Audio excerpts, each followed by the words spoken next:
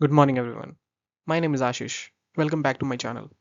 So today we are going to discuss about the part 2 of evolution of public administration of the series of public administration.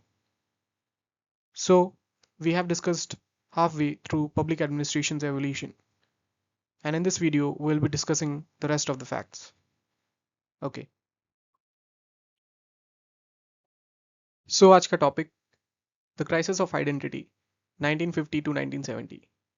The crisis of identity stages reflect a period when public administration struggled to define its boundary, purpose, and relationship with political science.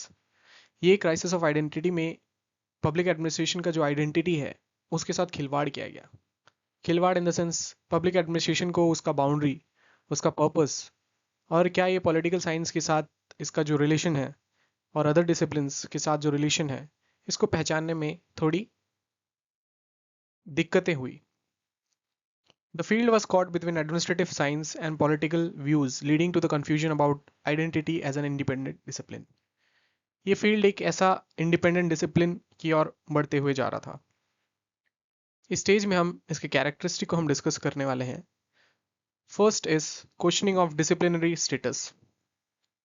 Scholars debated when public administration is a science, a profession or a branch of political science.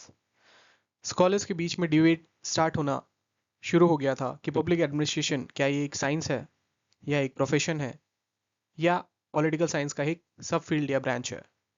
Lack of clear theoretical foundations create confusions. जो theoretical foundations हैं उनकी कमी की वजह से confusions buildup होना start हो चुके थे।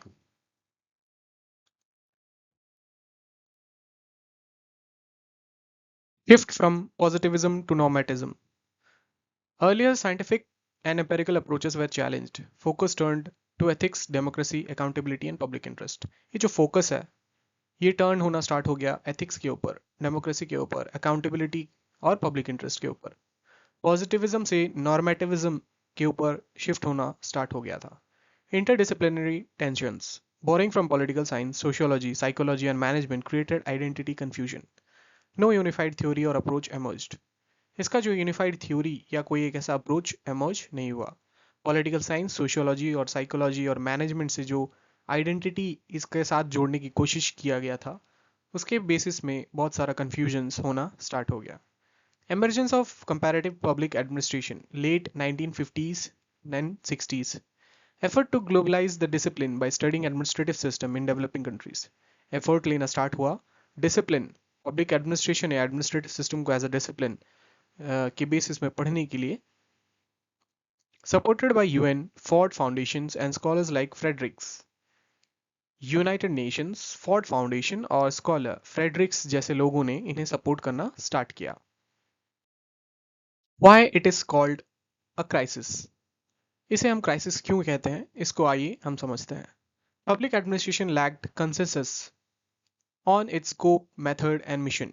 पब्लिक एडमिनिस्ट्रेशन उसके स्कोप, मेथड और मिशन के बेसिस में थोड़ा लैकिंग रह गया। Conflict between being a scientific study and normative value oriented practice. Conflict होना स्टार्ट हो गया, क्या ये साइंटिफिक स्टडी है या एक नॉर्मेटिव स्टडी है या एक वैल्यू ओरिएंटेड प्रैक्टिस है। इस चीज़ों के बेसिस में क्लैशेस क्रिएट होना स्टार्ट हुए। Some even questioned whether it could survive a distinct academic field. बहुत सारे लोगों ने इसे क्वेश्चन करने की कोशिश की, क्या ये सरवाइव कर पाएगा अगर इसे अलग डिसिप्लिन का एक नाम दिया जाए। Through a turbulent time, it stimulated theoretical debate and laid groundwork for later innovations. ये ग्राउंडवर्क या फाउंडेशन देना स्टार्ट किया आने वाले न्यू अप्रोचेस या थ्योरीज को, जैसे new public administration, public policy studies, organizational theory, expansions. 1970 से लेकर आज तक के टाइम में हम पब्लिक एडमिनिस्ट्रेशन को as a separate discipline public administration जैसे पढ़ते हैं, बट इसका रिलेशनशिप हर एक subject normally political science, sociology, psychology, management, businesses, ये सब चीज़ों के बेसिस में इनका रिलेशंस बनाया जाता है। In 1970 public administration declared as independent discipline with the birth of National Association of School of Public Administration. Public administration का बर्थ इंडिपेंडेंटली एक as a discipline national association of schools of public administration NASPAA 1970 में हुआ. Finally, according to the recent research, pioneering of public administration varied on several important counts such as professional public administration improve governance, public administrators and politicians work in a team to fulfill the public interest. Public interest को fulfil करने में professional public administration और उनके जो governance है ये सब help करते हैं. इवन थो elected politicians and appointed administrators do different things. Appointed public administrators और पॉलिटिशियंस इसके बावजूद भी गलत चीज़ें करते हैं या अलग चीज़ें करते हैं. In late 1980s, new public management theory advocated by David Osborne and Ted Gabler in their book Reinventing Government emphasize the use of private society style models, organizational ideas and values to improve their service and service orientation of public sector. David Osborne और Ted Gabler अपने book reinventing government में emphasise करते हैं private society की model, organisational ideas और जो ऐसे values जो सर्विस प्रोवाइड करते हैं पब्लिक सेक्टर्स को, इन सब को एम्फेसाइज करने स्टार्ट कर दिए. It treated individuals as customers. Individuals को कस्टमर्स के तौर पे, क्लाइंट्स के तौर पे ट्रीट करना स्टार्ट हुआ rather than treating them as citizens.